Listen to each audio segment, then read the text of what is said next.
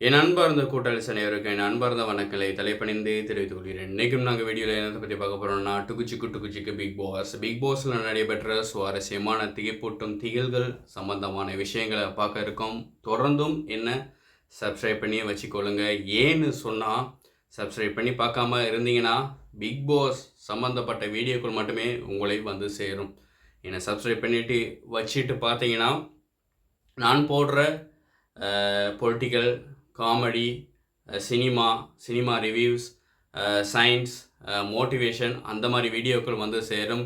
என்ன சப்ஸ்கிரைப் பண்ணிவிட்டு பார்த்தீங்கன்னா மட்டும்தான். இல்லாட்டி பிக் பாஸ் கண்டென்ட்டாகவே ஒரு தடவை பிக் பாஸ் கண்டென்ட் எடுத்துட்டிங்களா பிக் பாஸ் கண்டென்ட்டாகவே உங்களுக்கு வந்துக்கிட்டு இருக்கும். அதான் நான் சொல்கிறேன். எனக்கு ஒரு லைக் மாத்திரம் கொடுத்துருங்க. ஏன்னு சொன்னால் இந்த வீடியோ உங்களுக்கு பிடிச்சிருக்கா பிடிக்கலையான்னு எனக்கும் தெரியும். அது மட்டும் இல்லாமல் உங்களோட கருத்துக்களை கமெண்ட் வடிவத்தில் பதிவு செய்யுங்க. வாங்க வீடியோக்குள்ளே போகலாம்.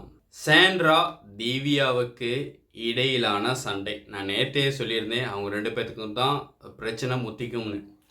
நேற்றே நான் வலியுறுத்தி சொல்லியிருந்தேன். இப்போ சாண்ட்ராவுக்கும் திவ்யாவுக்குமான பிரச்சனை வந்து பூதாகரமாக வெடிக்க போகுது. ஏன்னு சொன்னால் பிரஜின் வீட்டில் இருக்கும்போது சாண்ட்ராவுக்கு ஒரு மன உறுத்தல் இருந்துச்சு. என்னன்னு சொன்னால் திவ்யாவுக்கும் பிரஜினுக்கும்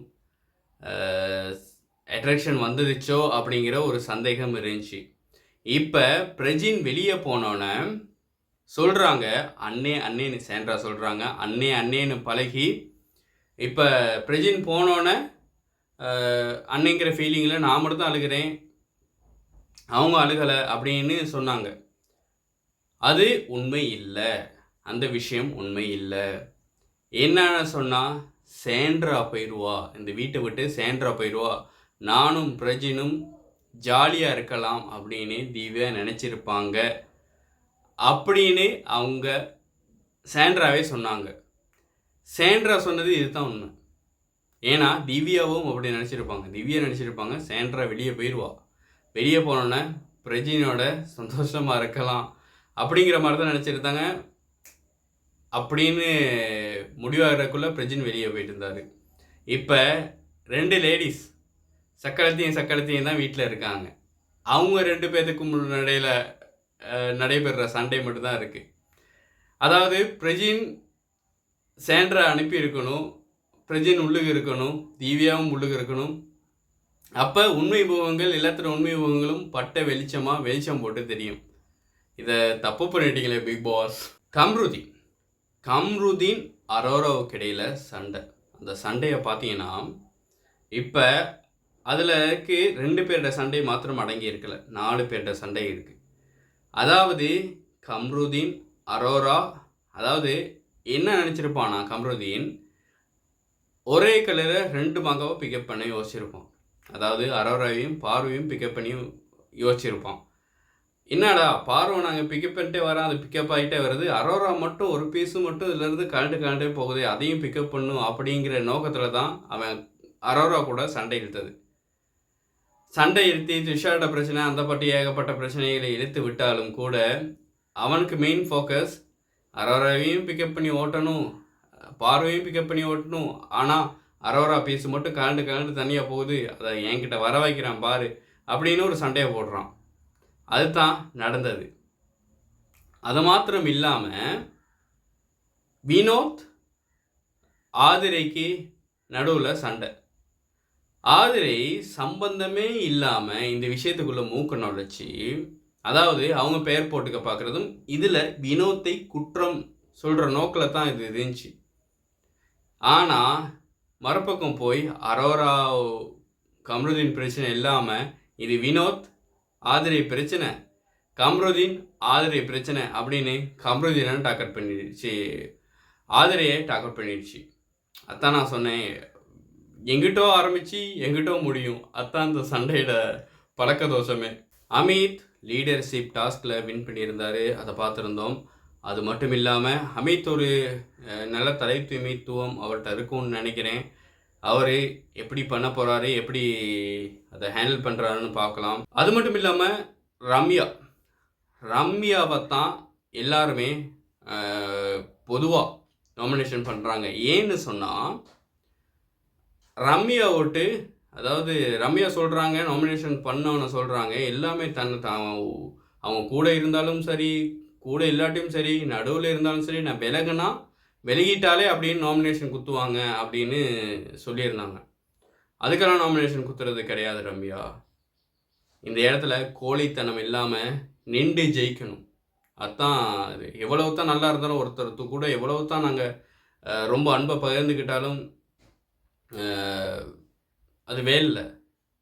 அந்த அன்புல கோழைத்தனம் இருக்கக்கூடாது, நயவஞ்சகம் இருக்கக்கூடாது. அதுதான் ரம்யா எல்லாரோடையும் நல்லா பழகுறாங்களா இருக்கும். ஆனாலும் அவங்ககிட்ட உள்ள கோழைத்தனம் அதை பின்தள்ளி வச்சிருது. அதனால லைஃப்லேயும் அப்படி தான் பயப்படாமல் கோழைத்தனம் இல்லாமல் போராடுவோம். எங்கட அன்பு உண்மையாக பல பேருக்கு தெரியும். இப்போ திவ்யா நாமினேஷனில் இல்லாமல் சேண்ட்ரா மாத்திரம் நாமினேஷனில் வந்துட்டாங்க. இன்னொரு சண்டை வெடிக்க போகுது. இப்போ திவ்யாவும் நாமினேஷனில் வந்திருந்தா பிரச்சனை இல்லை. அதாவது சேண்ட்ராவும் திவ்யாவும் வந்திருந்தா பிரச்சனை இல்லை. அதாவது சேண்ட்ரா வந்து திவ்யா வரலை நாமினேஷனுக்கு. அப்போ சேண்ட்ரா இன்னும் கொஞ்சம் கோபம் அதிகமாக இருக்கும்.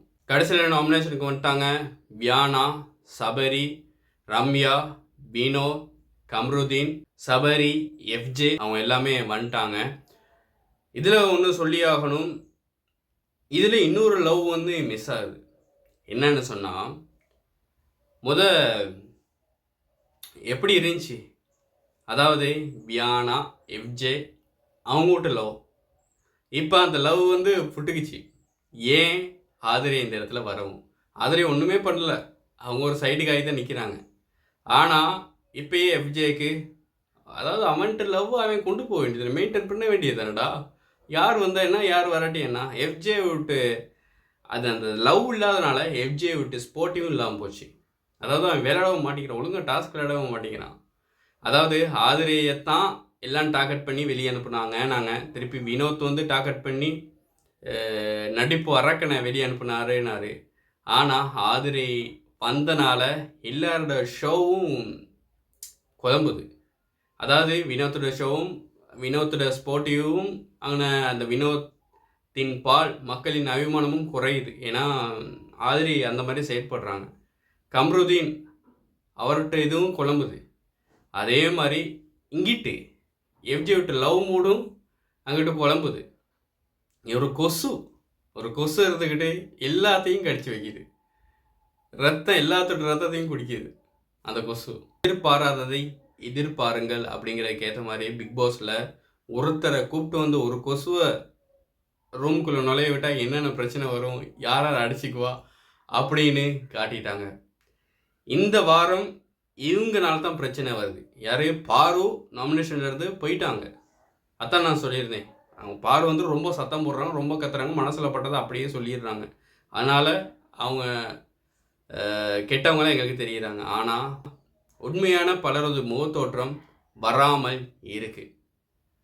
அது வந்து சின்ன ஒரு கொசு மூலமாக நிறுவனமாகிடுச்சு. இன்னும் ஒரு வீடியோவில் சந்திக்கலாம். அது வரைக்கும் விடைபெறுவது உங்கள் கூட்டாளி எனக்கு ராயல். பாய், டேக் கேர்.